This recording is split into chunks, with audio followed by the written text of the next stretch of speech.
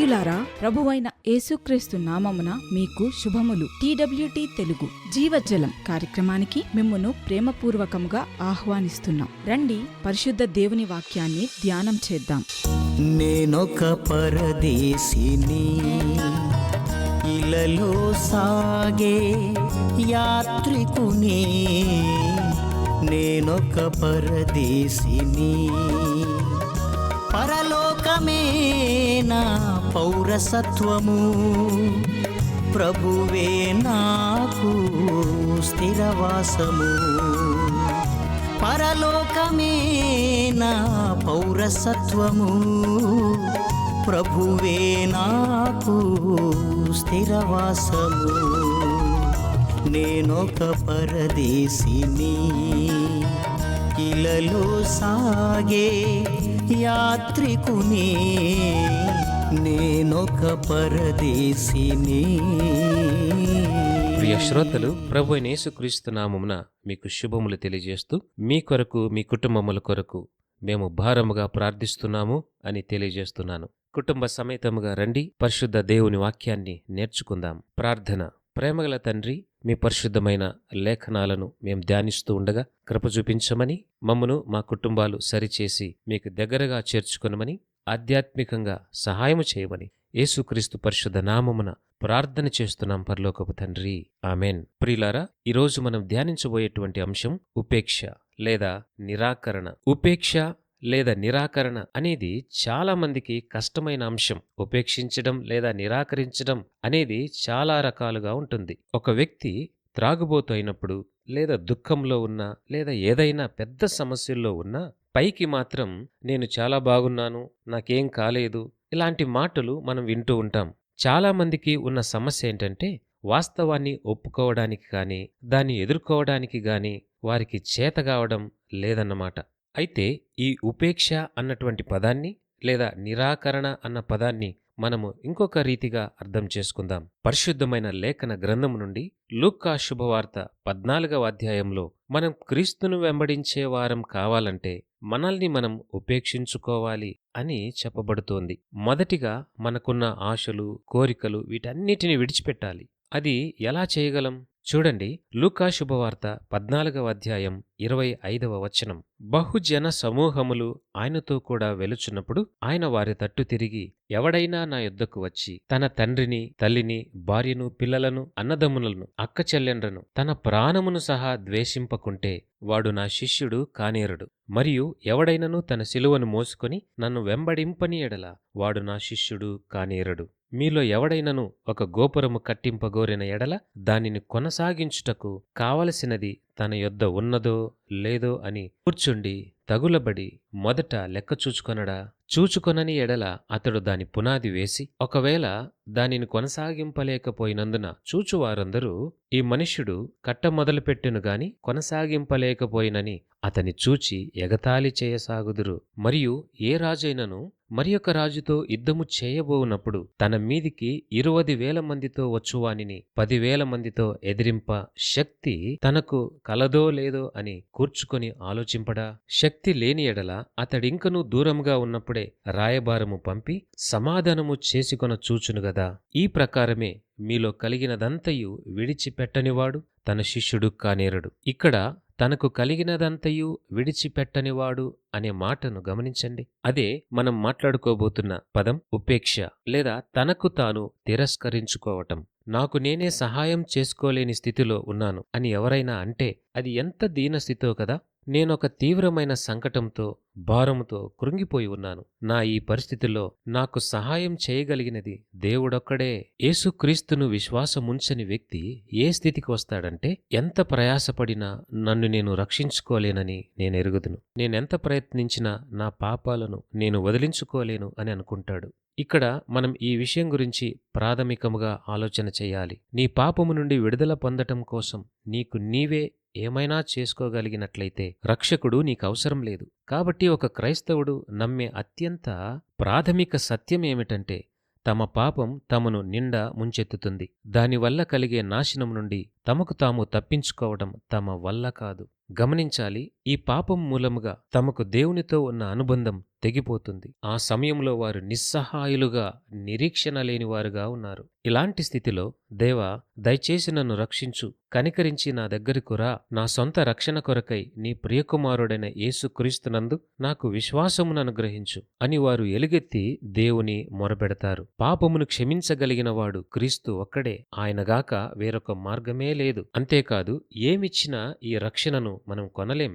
బేరసారాలతో నీకు విడుదల దొరకదు. నీ పాపాలు క్షమించబడే ఏకైక మార్గం యేసుక్రీస్తు రక్తం ద్వారా మాత్రమే. యేసుక్రీస్తు మానవ స్వభావాన్ని ధరించుకుని భూమి మీదకు వచ్చింది మన కోసం శిలువ మీద మరణించడం కోసమే. కల్వరిలో క్రీస్తు శిలువ మరణం మన పాపాలకు వెల చెల్లించింది. ఆ వెల మరణమే. అయితే ఆయన 3వ రోజున మరణాన్ని జయించి తిరిగి లేచాడు. పాపానికి పరిహారం చెల్లించబడిందని, మరణం ఓడిపోయిందని రుజువు చేశాడు. ప్రియులారా, మన మీదనున్న అపరాధం పూర్తిగా తీసివేయబడింది. తండ్రి అయిన దేవుడు తన కుమారుడైన యేసుక్రీస్తునందు విశ్వాసముంచిన ప్రతి ఒక్కరికి ఇస్తున్న వాగ్దానం ఇదే. ఈ భూమండలం అంతటినీ ఒక ద్వీపముగాను, పరలోకం దూరంగా ఉన్న మరో ద్వీపముగాను ఊహించుకొనండి. ఈ 2 ద్వీపాల మధ్య నీళ్లలో ప్రాణాంతకమైన అగాధం ఉంది. మనం ఉన్న ద్వీపం మునిగిపోతుంది. ఇక్కడ నుండి దూకి అవతల వైపుకు వెళ్ళగలిగితేనే బ్రతికే అవకాశం ఉంది. కాని అలా సాహసం చేయగలిగే వారెవరూ లేరు కదా. దూరం చాలా ఎక్కువుంది. కొంతమంది ప్రయత్నం చేస్తారు, కానీ ఈ ప్రయత్నంలో నీళ్లలోకి వెళ్లిన వారు మరి కనబడరు. కొంతమంది తాము మిగతా వారి కన్నా మెరుగైన వారమని అనుకుంటారు. మంచి శిక్షణ పొందాము, ఎంతో క్రమశిక్షణ ఉంది, ఇతర మనుషుల కన్నా ఎక్కువ దూరం దూకగలము అని అనుకుంటారు. ఈ అగాధంలో దూకుతారు, కాని అవతల ఒడ్డుకు చేరుకోలేక గతించిపోతారు. చివరికి ఒలింపిక్స్లో పాల్గొన్నవారు కూడా దానికోసం ప్రయత్నిస్తారు, కానీ చేరుకోలేరు. ఈ నీళ్లలోకి వెళతారు, కాని వాళ్ల గతి కూడా చివరకు ముందు వెళ్లిన వారి గతే అవుతుంది. అదే మరణం. కొంతమంది మేము వాళ్ళకన్నా గొప్పవారమని భావిస్తారు. వీళ్ళు అనుకుంటూ ఉంటారు, దేవుడు ఒకవేళ న్యాయవంతుడైతే మేమెంత ప్రయత్నం చేస్తున్నామో ఆయనకు తెలిసి ఉండాలి కదా అని అనుకుంటారు. దేవుని మెప్పును పొందుకున్నామని తమకు తాము గొప్పగా అనుకుంటారు. ఒక్క మాట గుర్తు చేస్తాను వినండి. మీకు అర్హత కలిగిన, దక్కవలసిన వాటిని ఇమ్మని దేవుణ్ణి ఎప్పుడూ అడక్కండి. వాస్తవానికి మనకున్న అర్హతను బట్టి మనకు దక్కవలసినవి ఏవైనా ఉన్నాయి అంటే దేవుడు ఒక్క మెరుపు దెబ్బతో నిన్ను మార్చి మసి చేయాలి. పాపసహితమైన మన జీవిత అర్హత నిత్య నరకాగ్నిగుండమే కదా. దేవుని మీద మనం చేస్తున్నటువంటి నిరంతర తిరుగుబాటు,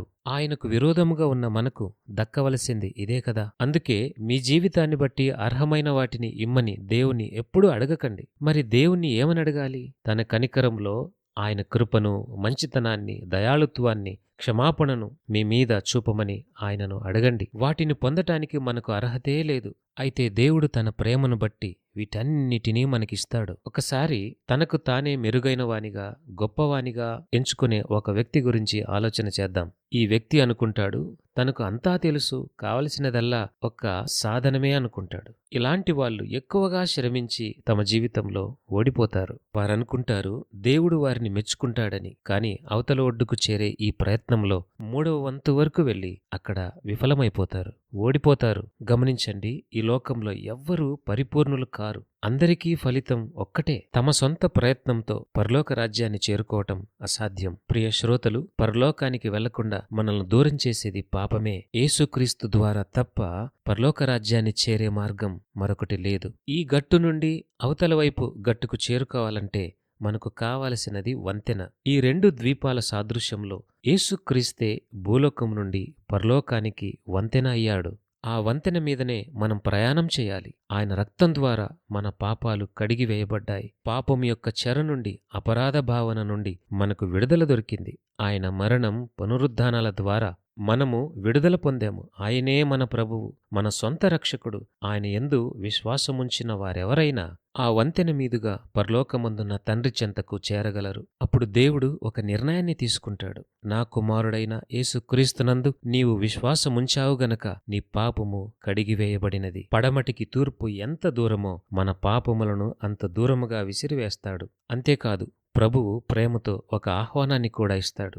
రండి, మీకోసం సిద్ధపరిచిన పరలోకపు నివాసములోనికి ప్రవేశించండి. నా కుమారుని యందు మీరు విశ్వాసముంచారు గనక మీ పాపములు తొలగించబడ్డాయి అని ఆయన అంటాడు. మనకు మనం ఉపేక్షించుకోవటం అంటే మనం ఏమై ఉన్నామో, మనకు కలిగినవన్నీ దేవుని ఎదుట విలువలేనివి అని మనం గ్రహించాలి, గమనించాలి. మనకున్నటువంటి అర్హతలు, యోగ్యతలు ఇవేవి కూడా నిత్య జీవాన్ని ఇవ్వలేవు. ఏవి కూడా పాపాన్ని తీసివేయలేవు. అందుకే దేవుణ్ణి నీవు అడగాలి, వీటన్నిటినీ నేను ఉపేక్షిస్తున్నాను దేవా, అవి నాకు ఏమాత్రము విలువైనవి కావు, వాటి వల్ల నాకు ఏమాత్రము ప్రయోజనమూ లేదు. నిన్నే నేను నమ్ముతున్నాను. నాకు రక్షకుడు అవ్వడానికే నీ వచ్చావని నేను నమ్ముతున్నాను. ప్రభువా, నీ మరణమే నాకు క్షమాపణను తెచ్చిపెట్టింది. నా పాపాల కొరకు నీవు వెల చెల్లించావని నేను నమ్ముతున్నాను. మరణాన్ని జయించిన దేవుడు నీవే. నీ ద్వారా నేను కూడా మరణం నుండి తిరిగి లేస్తాను. సాతానుపై నీ విజయాన్ని చూపించావు. మా చిట్ట చివరి శత్రువైన మరణాన్ని ఓడించి జయించావు. మమ్మల్ని మరణం నుండి తిరిగి లేపుతావు.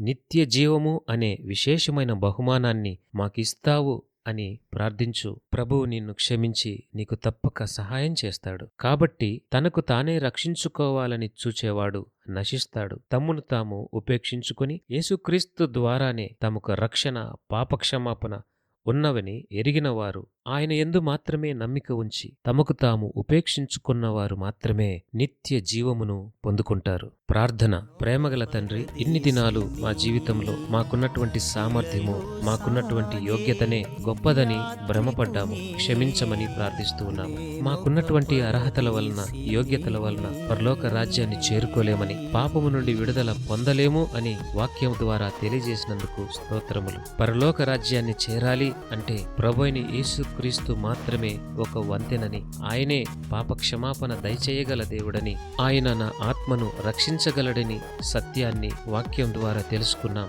మా సొంత సామర్థ్యము కాక మీ ప్రియ కుమారుడైన యేసుక్రీస్తు ద్వారా ఆ నిత్య రాజ్యాన్ని చేరుకోవాలని ఆశిస్తూ, ప్రార్థన చేస్తూ, క్షమాపణను అడుగుతూ మీ చెంతకు వచ్చాం. మా పాపాన్ని క్షమించి ఆ నిత్య రాజ్యము మాకు దయచేయమని మీ ప్రియ కుమారుడు, ప్రభువును, రక్షకుడైన యేసుక్రీస్తు శ్రేష్టమైన నామమున అడిగి ప్రార్థన చేస్తున్నాం పరలోకపు తండ్రి. ఆమేన్.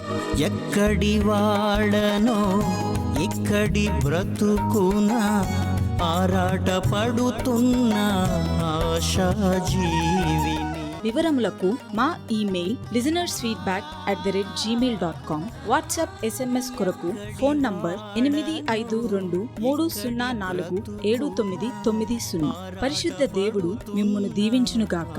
ఆమేన్. జీవిని అత్యాశనే విడిచి అణకువగలిగి సాగిపోదును నా తండ్రి ఇంటికి. అత్యాశనే విడిచి అణకువగలిగి సాగిపోదును నా తండ్రి ఇంటికి. నేనొక పరదేశిని, ఇలలో సాగే యాత్రికుని.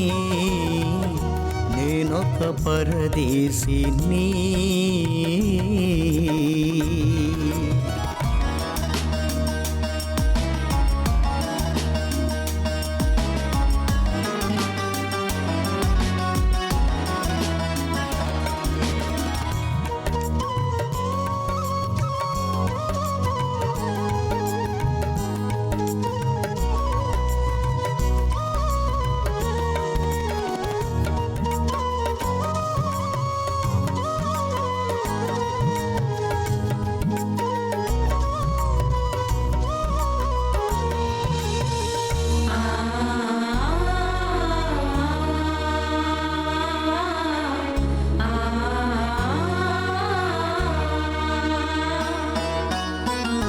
ఏముంది ఇలలో, ఇది ఒక మజిలీ, ఈ గుడారములో మూల్గుచుంటిని.